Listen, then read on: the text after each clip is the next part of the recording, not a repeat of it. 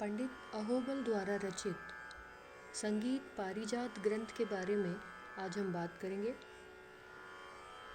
पंडित अहोबल दक्षिण में रहने वाले द्रविड़ ब्राह्मण थे। आपके पिताश्री कृष्ण पंडित संस्कृत भाषा के प्रकांड विद्वान थे। पंडित अहोबल ने सन 1650 ईस्वी में अपने ग्रंथ संगीत पारिजात की रचना की।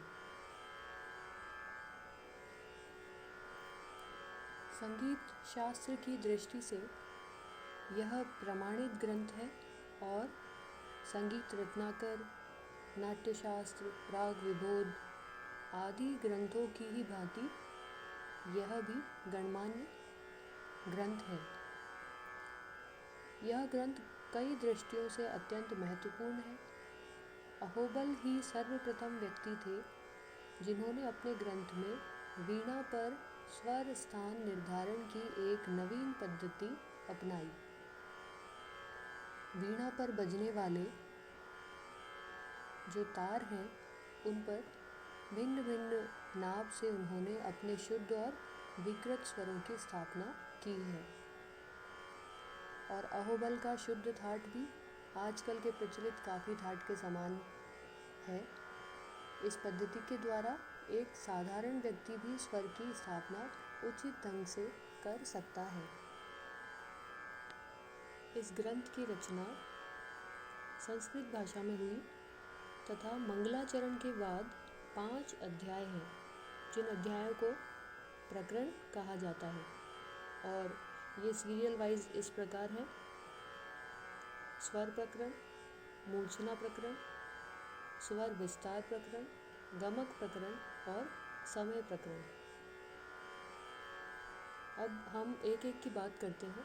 जैसे सर्वप्रथम हमने पढ़ा कि मंगलाचरण इस ग्रंथ में है।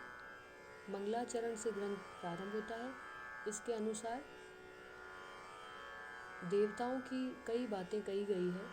जैसे विष्णु भगवान के पवित्र नाम को सुंदर स्वरों में गाया जाए तो वह सामवेद की ऋचाओं के समान फलदायक होता है। इस प्रकार देवी देवताओं से संबंधित इसमें बात कही गई है। और नाद ब्रह्म इस बारे में भी अहोबल ने अपने ग्रंथ में बात की है प्रारंभिक भाग में। इसके बाद अहोबल ने संगीत के 2 प्रकार वर्णित किए हैं, मार्गी संगीत और देशी संगीत। ये दोनों नाम हम प्राचीन ग्रंथकारों में और भी पढ़ते हैं कि मार्गी संगीत और देशी संगीत इस प्रकार के संगीत के 2 प्रकार हैं। आगे वर्णित किया है कि शरीर में कुछ विशिष्ट नाड़ियाँ होती हैं और अनेक चक्र होते हैं। संगीत साधना से यह चक्र जागृत हो जाते हैं। इस प्रकार इससे मोक्ष प्राप्त होता है। अब नाड़ियों से नाद का संबंध अहोबल ने बताया है। नाद की उत्पत्ति बताई है और स्वरों का स्पष्टीकरण दिया है। और रागों में प्रयुक्त वादी, संवादी, विवादी, अनुवादी इनके भी अलग अलग गोत्र बताए हैं, देवता बताए हैं अलग अलग। इसके बाद छंद, नवरस आदि बताए हैं, 3 ग्राम बताए हैं, उनकी 21 मूर्छनाएं बताई हैं। तानों के बारे में बात की है। इस प्रकार मंगलाचरण में इतनी बात की है। उसके बाद आगे बढ़ते हैं स्वर प्रकरण। अहोबल ने उल्लेख किया है कि श्रुति और स्वर में उतना ही भेद है जितना कि सर्प और उसकी कुंडली में है। कानों द्वारा ग्रहित जो ध्वनि है उसको श्रुति कहा जाता है। 22 श्रुतियों के उन्होंने परंपरागत नाम वर्णित किए हैं। इन श्रुतियों की 5 जातियां भी बताई है, जिनमें है दीप्ता, आयता, करुणा, मृदु और मध्या। स्वर की परिभाषा देते हुए अहोबल ने कहा है कि जो स्वतः सुनने वाले के चित्त को आकर्षित करे वह स्वर है।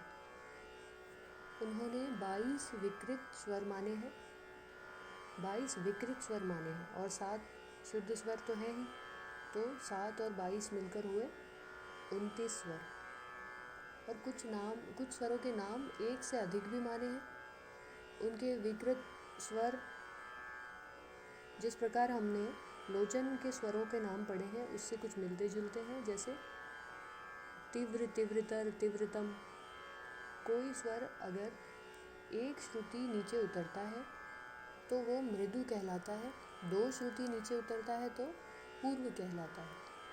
अगर एक श्रुति चढ़ता है कोई स्वर तो वह तीव्र कहलाता है, 2 श्रुति चढ़ता है तो तीव्रतर, और 3 श्रुति चढ़ता है तो तीव्रतम कहा जाता है। इस प्रकार अहोबल ने अपने स्वरों के विकृत स्वरों के नाम दिए हैं, जैसे पूर्व ऋषभ, पूर्व गंधार,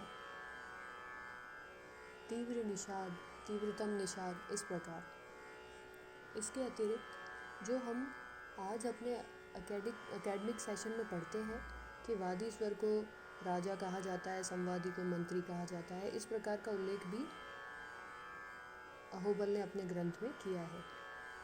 अब उन्होंने स्वरों के अलग अलग गोत्र या कुल बताए हैं, जैसे सा म प को ब्राह्मण, रे ध को क्षत्रिय, ग नी को वैश्य और विकृत स्वरों को शूद्र कहा है। स्वरों को रंगों के आधार पर भी विभाजित किया है, जैसे सा को गुलाबी रंग, रे को हरा रंग, ग को पीला रंग यानी स्वर्ण के समान, म को सफ़ेद, प को श्याम, ध को पीला और नी को बहुरंगी या सतरंगी। और इसी प्रकार 7 स्वरों के अलग अलग देवता भी वर्णित किए हैं, जैसे षडज के अग्नि देवता, ऋषभ के ब्रह्मा, गंधार की देवी सरस्वती, इस प्रकार से। और रस और छंद के बारे में भी उन्होंने उल्लेख किया है, जैसे सा का हास्य रस, ऋषभ का और मध्यम का श्रृंगार रस, पंचम का भयानक रस, धैवत का विभत्स रस और निषाद का करुण रस। इस प्रकार से उन्होंने रस की भी 7 स्वरों में बात की है। साथ ही अहोबल का भारतीय संगीत में जो मुख्य योगदान है वो है वीणा के तार के माप के आधार पर स्वरों की स्थापना। तो उन्होंने विकृत स्वरों और शुद्ध स्वरों की आंदोलन संख्या भी बताई है। ये आंदोलन संख्याएं कई बार प्रतियोगी परीक्षा में पूछी भी जाती है और आपके एकेडमिक एग्ज़ाम में भी पूछी जाती है। इसके बाद 122 रागों का अहोबल ने वर्णन किया है। अगला प्रकरण ग्राम और मूर्छना प्रकरण या मूर्छना प्रकरण। इसमें विशिष्ट स्वरों के समूह को ग्राम बताया है। 3 ग्राम माने हैं, षडज, मध्यम और गंधार, जैसा कि हम हर ग्रंथ में पढ़ते आ रहे हैं अधिकतर ग्रंथों में। और षडज ग्राम को अहोबल ने सबसे उत्तम माना है। इसके अलावा संपूर्ण षाडव और औडव तीनों जाति की मूर्छना की उत्पत्ति का भी उल्लेख किया है। अगला प्रकरण है स्वर विस्तार प्रकरण।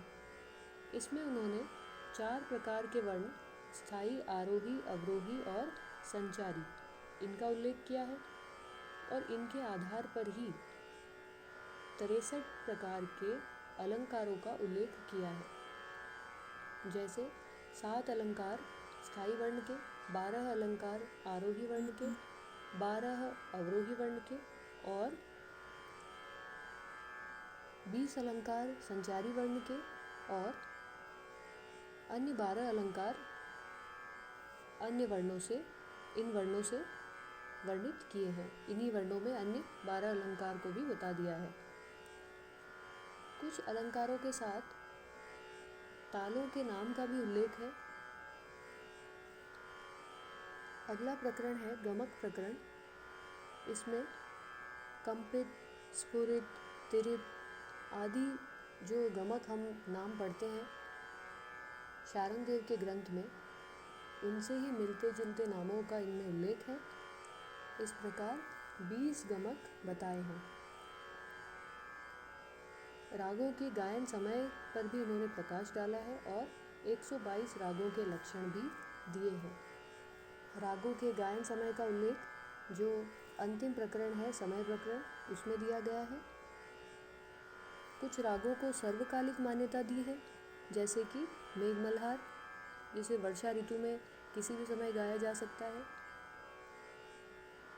समय के आधार पर उन्होंने रागों को वर्गीकृत किया है। अहोबल ने प्रबंध का भी सविस्तार उल्लेख किया है।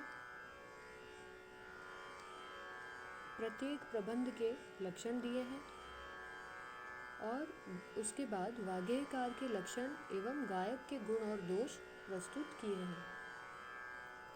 तत्पश्चात 4 प्रकार के वाद्यों का उल्लेख किया है: तत्वाद्य, अवनद्य वाद्य, सुशिर वाद्य और घनवाद्य, जिनका नाम हम आज के हमारे एकेडमिक सेशन में या आधुनिक संगीत में भी पढ़ते हैं। इसके अलावा तालों के 10 प्राणों का भी वर्णन किया है, जिनमें काल, मार्ग, क्रिया, अंग, जाति, ग्रह, यति, प्रस्तार, कलालय, इस प्रकार से। और तालों के भेदों के वर्णन के साथ ही मार्गी तालों का भी उल्लेख किया है और देशी तालों के अनेक भेद बताए हैं। इस प्रकार संगीत पारिजात एक महत्वपूर्ण ग्रंथ है। 18वीं शताब्दी में इस ग्रंथ का फारसी में अनुवाद भी हुआ, जिसे दीनानाथ जी ने किया, और हिंदी में इस ग्रंथ का अनुवाद कालिंद द्वारा किया गया। यह प्रश्न भी कई बार प्रतियोगी परीक्षाओं में पूछा जाता है। इस ग्रंथ का मुख्य योगदान तारों की, वीणा के तारों की लंबाई के आधार पर स्वरों की स्थापना है। अब इस ग्रंथ के कुछ महत्वपूर्ण तथ्य या रिवाइज करने के लिए जो पॉइंट्स हम देखते हैं उन्हें पढ़ लेते हैं, जिससे हमें ये पूरा लेसन रिवाइज हो जाएगा। अहोबल ने स्वरों की संख्या 29 मानी है, जिसमें शुद्ध स्वर 7 है और विकृत स्वर 22 है। राग 122 माने हैं, अलंकार 63 माने हैं 63, गमक 20 माने हैं, श्रुतियाँ 22 मानी हैं और 22 नाड़ियों से श्रुति व स्वरों का संबंध बताया है। वीणा के तार के माप के आधार पर स्वरों की स्थापना की है। रंग, रस, देवता आदि के आधार पर स्वरों का विभाजन किया है। अहोबल ने काफ़ी थाट को अपना शुद्ध थाट माना है। काफ़ी थाट जो आज के काल में काफ़ी थाट है, उसे उन्होंने शुद्ध थाट माना था। इस प्रकार संगीत पारिजात हमारे संगीत के लिए अत्यंत महत्वपूर्ण ग्रंथ है। धन्यवाद।